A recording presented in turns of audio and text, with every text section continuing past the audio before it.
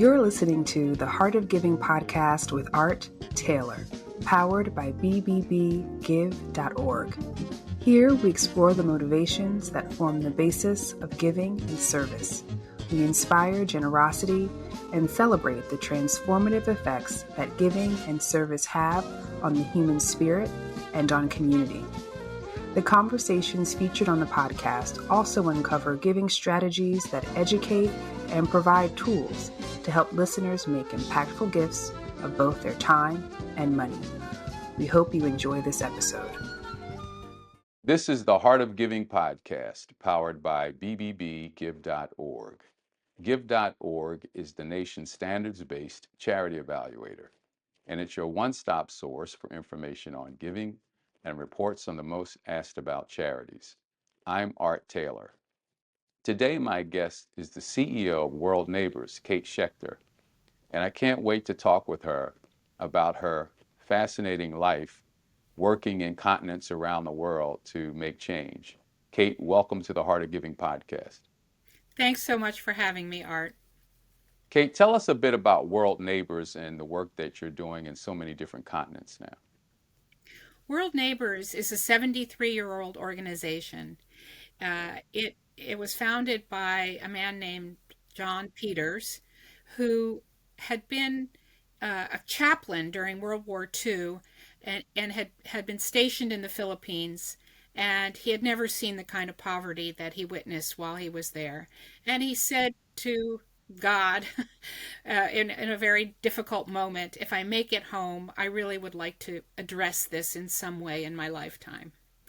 And then he came back to the States and life kind of took over. He got a degree at Yale in divinity, and he became a pastor, a Methodist pastor, and he was invited to speak as a guest, give a guest sermon at St. Luke's United Methodist Church in Oklahoma City, where he was teaching. And he went off his script and he started talking about his experience during World War II. And he said to the congregation, I think that there are ways in which we could be helping people that we're not doing yet.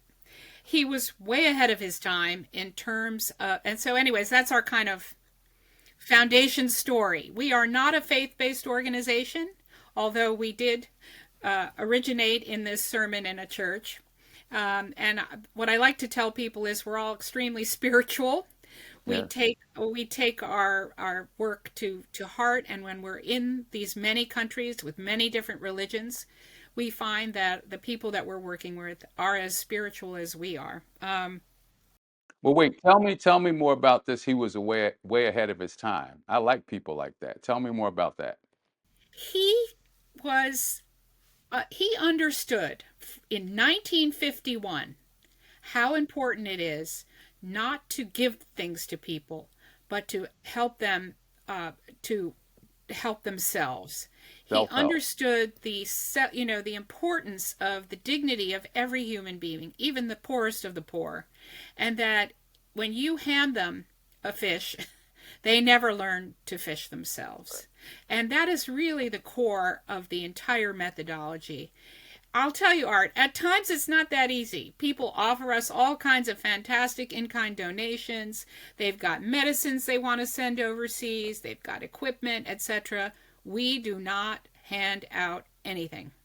And that has actually been a little bit of a challenge at times when there is a disaster. So we call ourselves a long-term development organization. We're there for a long time. We are looking for sustained impact that will last in perpetuity. And we're not the sort of jump in during an emergency humanitarian aid kind of people. I think there's an important role for both kinds of organizations to play. However, there have been times where I have had to allow us to be more of a humanitarian aid organization because our communities have been hit by a very extreme natural disaster. The first time it happened to me was a year into the job. I had just been in Nepal, and then they had a terrible, terrible earthquake a few weeks after I came home. And I, of course, made the decision to immediately send goods, food, tarps so that people would have shelter, and several other things so that we could just get people to survive during the aftermath and the many aftershocks of the earthquake. So it's a what I like to call World Neighbors is a very nimble organization where we're not that big in comparison to many other big international development groups, but I believe we play a very important niche in terms of implementing programs that then we encourage national governments to emulate and to develop into policy. So that is where I think we actually have had a record of a lot of scale up without us necessarily having to spend the money, having the government spend the money. Dr. Peters understood the importance of not handing out stuff. He also understood, and this is still an issue in the development sphere. He understood the importance of hiring local people, developing local capacity. All of our staff, except for one person, all come from the country where they work. They all speak the languages, sometimes many dialects that are of these very rural, isolated communities. And it allows for our staff to have very good relationships with the local municipal governments and the national governments because they are local people who have a track record in the country. There's several other things that Dr. Peters really understood about development. In 1951, he said, we can't just pop in, be there for a couple of years, and then leave. It's got to be a long-term commitment. Again, big challenge for me, 73 years later. Donors don't like to give for long term. They like to give at the maximum for 3 years. They'll make a commitment with a grant or family foundations will give on a yearly basis, but it's very rare that you get somebody who will say, sure, Kate, we're in it for the long haul. We'll give you a grant over many years. So anyways, I had been in this development sphere for about 20 years at that point. I really had been questioning some of the impact that I saw through the World Bank and other large bilateral organizations. And then I was very attracted to this methodology. And I've been with World Neighbors now for 10 years and plan to stay on for a few more because I really believe in the methodology. I've seen it work and I've seen the impact that it's had. Great. Well, I'm smiling for a lot of reasons. One, though, is this idea of self-help. And I actually worked for an organization many years and was the national president of an organization called OIC, Opportunities Industrialization Centers of America. And these were job training programs all over the country and in Africa. And the founder of this organization was a minister, a man by the name of Leon Sullivan. And he was the first African American to serve on the board of a major corporation, General Motors. But Leon Sullivan's philosophy was self-help. And he was able to get the parishioners in his church to give $10 a month for 36 months back in early 1960s to build the first ever Black-owned shopping mall in Philadelphia, the first ever. And they did it by putting their own money in, and they all became shareholders in this venture. And part of that money was also used to create a nonprofit organization that could support the needs of people. And then on top of that, there was the OIC program, which was giving people the skills that they needed in order to be self-sufficient. He would always say, Mama may have, Papa may have, God bless a child who's got his own. And when people can help themselves, they do, right? When you have a little skin in the game, it can make a real difference. And people don't want that. What people really want, I think, are the ability to earn and make a living using their own tools and gifts and abilities. And sometimes they just need a hand up, as Reverend Sullivan would say, and not a hand out. So we're very much aligned with that philosophy, and it's so remarkable that I'm having you here, not knowing much about your founder, and hearing that the two of them, and they probably were in the same age range. So this must have been a prevailing thought process back then. So it's kind of interesting that you would say self-help. The other thing that I think is so interesting about what you've said just now, is that it's difficult to get people to support something long term. People tend to like the shiny and new and don't realize that impact is not something that happens overnight. It takes a long term commitment to an idea, to a thought. You got to work it. Sometimes the things that you're trying work, sometimes they don't. You got to keep experimenting until you find those things that work, and then they work for a while, and you got to change to something else. But if you're going to be successful, it takes a long-term commitment. And we do find that funders get this fatigue. They want to find something new to engage in. And it makes it very difficult for organizations that are like yours committed for the long term. And the third thing I want to say is it's so great to see that you're sticking to your values. You have clarity around what your values are organizationally. And it's not to be a flash in the pan. It's not to come in and make something happen for a short period of time. Although there's nothing wrong with that. I'm supportive of organizations that do that too, because sometimes people just need a spark. But what your commitment is to be there long term, and you're sticking to that all of these years, even though the temptations are to do something different, even though it could be easier for you to raise money and do other things if you change. So I am really impressed by that, and I'm holding those ideas up because other organizations that are in transition right now who are trying to figure out, do we change because of the money and do we do different things? Your mission has not drifted. And I commend you on that. And sometimes, maybe it's better some of us go out of business. I hate to say it. Then I'm not saying that's going to happen to you. But, if you came here to do something and that something either is not doable or it's going to take a lot more energy and effort than people have the will to put forward, then maybe it's time to move on.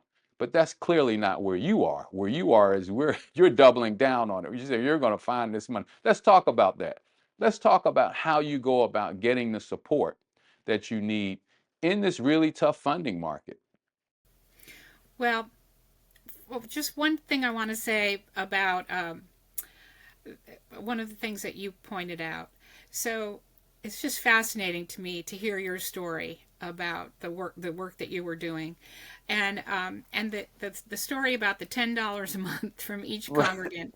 Yeah. It just reminds me of something that we do. That I'll be honest with you. At the beginning, I was a little skeptical, coming from these big, huge organizations with tons of money. I come to World Neighbors, and I'm told, well, we don't do anything that has to do with microfinance. We're trying to help these very poor. I've neglected to tell you that we only work in very rural, isolated communities around the world. We work in 14 countries in Asia, Africa, Latin America, and the Caribbean, in Haiti. And in all of those countries, we do something that's called savings and credits, where we help the communities to form small groups of people, and they each pitch in a little bit of money, either every week or every month, and they save their money together, and then they loan to each other at very low interest. They're skipping around the whole banking system because Beautiful. banks can you can still get in debt to a bank even if it's a Right. small loan. Yeah. So and that mechanism, it's not unique to World Neighbors. Even Bill Gates is getting more invested in savings and credits, sometimes called savings and loan.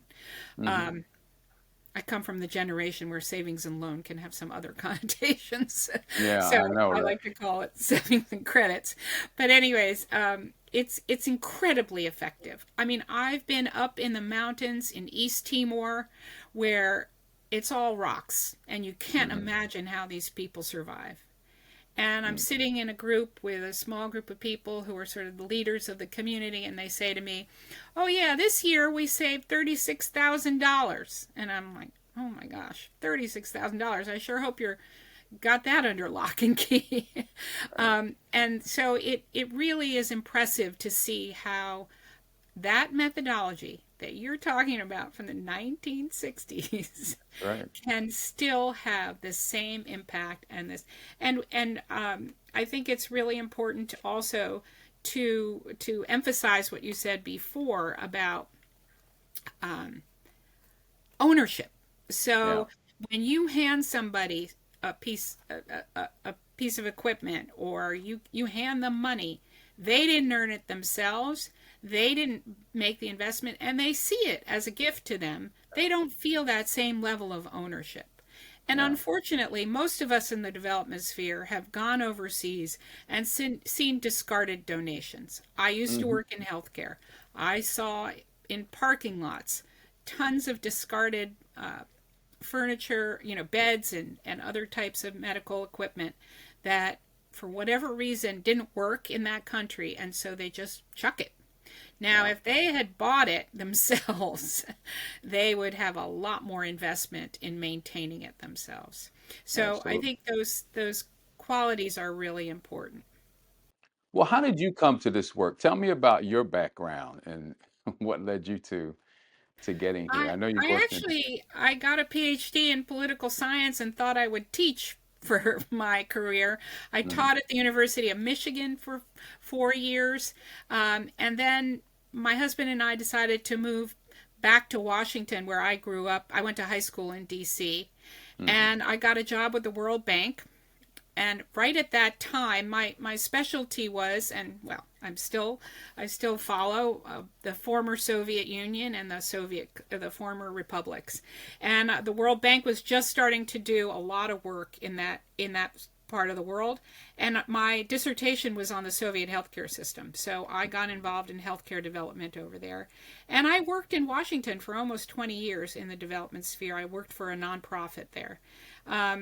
So actually, I've traveled my entire life. From my father was a journalist for Time magazine. We traveled all over the world. We lived overseas. That's how I learned Russian. My siblings and I were the first American children to go to Soviet public school Wow. during communism. Um, and then I got this recruitment letter that they were looking for a CEO for World Neighbors, and none of the countries where they worked had I ever visited. Well, they're not countries you go on vacation to. I mean, Right. I mentioned Haiti, but there's several others that we work in that are pretty poor and difficult places.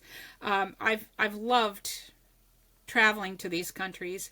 I think one thing I want to mention, Art, is that when you go to Kenya and Tanzania and Uganda and Burkina Faso, you realize that on a day-to-day basis, people are living their lives. When you read about these countries in the paper, you think that there's a crisis every minute. I just took a small group of people to Kenya and Tanzania last summer to see our programs, and the parting words of our staff were, "Go home and tell people how well we live here. That what they read in the paper isn't what the way that the quality of life for us. We are living good lives." And I think it's really important to emphasize that. Well, I've been to Tanzania. I've Oh, been to Tanzania, and I keep saying to my wife, we've got to go back because it is incredible. unbelievably Yeah. incredible and beautiful. And if you go out into Zanzibar Island, where the Indian Ocean is, it's just remarkable, and it's such a lovely place to spend some time. So yeah, I would completely agree. People don't understand, No, and the no. lifestyle is different, but it is not necessarily worse. It's Right, different. Yeah. right. Absolutely. Yeah. Well, I wanted to ask you too about your connection to the nonprofit sector in general, because some of the things you mentioned brings up some of the concerns that we're seeing around fundraising. Everyday donors are leaving in droves, and we're having to depend more and more on large gifts from either individuals or corporations or foundations. I know your organization does a little bit of both. How are you able to sustain that? How are you able to connect with your donors in a way that they stick around and they remain members and supporters of what you're doing? Yeah, thanks. And I remember you did ask me that earlier, and I didn't Yeah. really address it. So when I came to World Neighbors, I had worked in these other organizations where 99.9% of our funding came from USAID or the Hmm. Centers for Disease Control or, from the U.S. government. And Hmm. I told them that we needed to be careful not to fall into that trap Hmm. because then you're at the mercy of whatever happens in the government. So I have been, I have encouraged some uh, uh, applications to USAID, and we've been very, Hmm. very, very lucky. We've had several, actually, ever since I came to World Neighbors, we've had grants from USAID, but only in a couple of different countries, so that we're not sort of, falling into that trap. Yeah. We also have had a lot of corporate support. At the moment, we have several grants from the Starbucks Foundation. We also have quite a few family foundations in Oklahoma and in Texas and in California, places that are not that close to the East Coast, Right. where families have been incredibly supportive of us over many, many years. Some have been giving since the foundation, since the Yeah. founding of the organization. My board has always wanted more and more individual donations. Yeah. It's They're hard. always saying, "Oh, there's such an imbalance here between the grants and the individual giving." That is a challenge for It's all. hard. I think all nonprofits right now. And I think that if you look at the trends over many years, right before an election, people are scared. They're worried. They're not giving at the same level that they will give.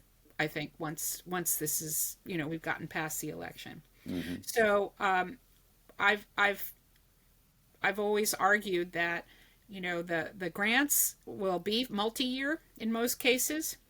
Hmm. They'll hold us over during some tough times when individuals may not be giving at the same level. Yeah. But being far away from Washington, having these families that have supported us, having a lot of Americans who believe in the kinds of things that you and I have been talking about, Yeah. has allowed us to really grow over the last decade. Yeah. And by the way, I have some friends in Oklahoma as well, Oklahoma City, and then even in Tulsa. And I've gotten to know the area a little bit, and it's not what a lot of people think. I can tell you that. And That's right. I've enjoyed the time that I had to spend there. And to all my friends in Oklahoma who are listening to this, you know exactly what I mean. It's been a great place. And so I'm not surprised at all that you're finding support for what you're doing there. First of all, if you think of Oklahoma as a place where the culture is a bit more conservative, understand that your mission is in alignment with both what liberals and conservatives think is important. No one wants to just see people giving stuff, and people don't want that, as I said before. So it's a message that aligns with whatever your ideological background and orientation is, because we want people to be self-sufficient. We don't want to have to give people things for the rest of their lives. Now, there's some people who just can't, right? There's some people who are just not able, and that's a whole different story. But able-bodied people want to be able to make a living for themselves. Now, we could go off into another tangent on whether humans will have that ability as we head into this technological world, really, and that's a whole different story. But for right now, people want to work for a living. They want to be able to earn their way through, through their lives. So anyway, I just thought I would. Yeah, no, Uh, I'm a couple thoughts on that. One yeah. is we haven't really talked about young people. Yeah. Um, and we're working in these very rural, very isolated communities where young people don't have access Yeah. to technology. They're desperate for it. I've Hmm. had women, young girls, adolescent girls in India say to me, "We've heard of computers, but we've never seen one." Wow. And it just breaks your heart. There's so Yeah. much potential there. So bringing the outside world to these communities, but also seeing the enormous potential of youth, and they often leapfrog over their gaps that they have. For example, you see a lot of solar energy being used. Hmm. So Yeah. everybody's got a cell phone. How do they have Hmm. cell phones in these places where they don't even have electricity? Well, Yeah. they're using solar energy. Yeah. I've seen the energy in the United States. I do a lot of speaking at universities. Young people who want to get involved in international and can't Yeah. figure out how where are the entry places for them. Hmm. So figuring out how they can also become a part of this energy that is so important. And I agree with you. I think everybody cares about their neighbor. I mean, all of us, whatever religion we are, whatever background we are, we all believe in trying to share our privilege and our wealth with the rest of the world and figure out how to uplift other people. But also, most of us Americans believe in the old, how do you help people to help themselves theory of Yeah. assistance and charity. Yeah. Well, Kate, what I want you to do as we head to the end of the interview, give me a couple of examples of some individuals that you've helped or some people who have really benefited from your program that have actually moved you. Just some thoughts that you might have about Yeah, that. there's one woman in Kenya who is a former beneficiary of World Neighbors. The other thing I haven't explained to you is we work with these communities for 8 to 10 years, and then we when they're ready to be on their own, we graduate them and they become independent, and many times they become trainers or they develop consulting companies so that they can take all the new skills that they have and utilize them in their work. And there's a woman who started something called, I'm not going to say what it is in Swahili, but it's ACT Trust. It's like a mini World Neighbors Wow. where she has developed all kinds of different services for the community. And the community, of course, is also working with her. And that trust has been around now for, I think, 20 years. And she has really, really brought a lot of opportunities for young people. She does computer training there. She does a lot of healthcare outreach in healthcare. It's all out in Kisumu, where our former President Obama, his Right. family is Yeah. from, and but in rural Kisumu, where there's not a lot of resources.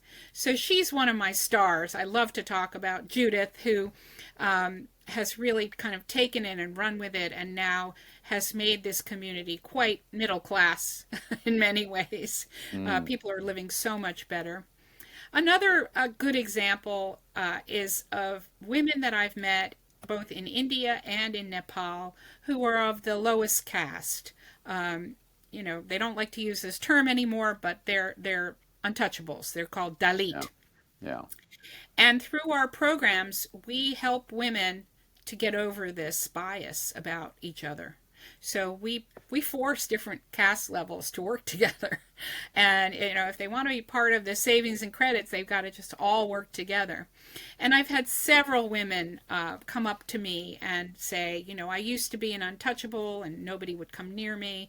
My children were also of the lowest caste. And now, through this work together, I'm a thriving farmer. My children are at university.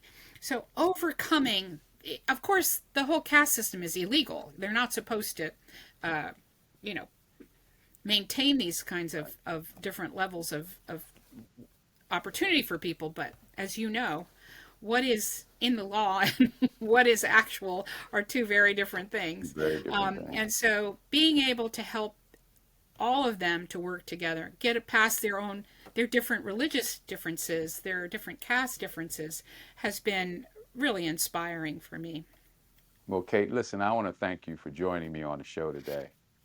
And I wish you all success with the work you're doing at World Neighbors. Thanks so much for having me. Some people may not know about the show, so I want to just put out there that this is a weekly podcast, and you can get a new episode every Tuesday where we're talking with someone amazing like Kate, who's doing incredible work around the world and has an amazing story to share with us that you can take away from and maybe amplify what you're able to give back to society. So I just want to thank you for listening. Kate, thank you for joining me. And I hope we'll see you back here again next week. You've just listened to the Heart of Giving podcast with Art Taylor. Be sure to tune in next time for a brand new episode. To listen to our other interviews, visit heartgiving.podbean.com. That's heartgiving.podbean.com. Subscribe to our show on major podcast platforms. The thoughts and opinions expressed on this podcast are the views and opinions of the guests, not those of the BBB Wise Giving Alliance or program affiliates. This podcast is for information and educational purposes only and is copyrighted with all rights reserved. This podcast is protected by Podbean's terms of service.